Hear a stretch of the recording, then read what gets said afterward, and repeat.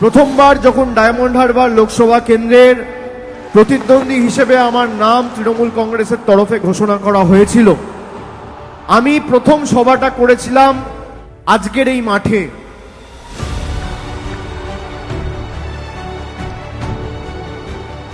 আমি আমার বয়োজ্যেষ্ঠ মায়েদের, দাদাদের, পিতৃতুল্য মাতৃতুল্য যারা, তাদেরকে অনুরোধ করব, এটা অভিষেক বন্দ্যোপাধ্যায় করছে না, এটা কোনো রকম উপহার দান নয়, এটা আপনার প্রাপ্য, এটা আপনার অধিকার। আমি চেষ্টা করে সেই অধিকার আপনার হাত অবধি তুলে দিতে সার্থক হয়েছি।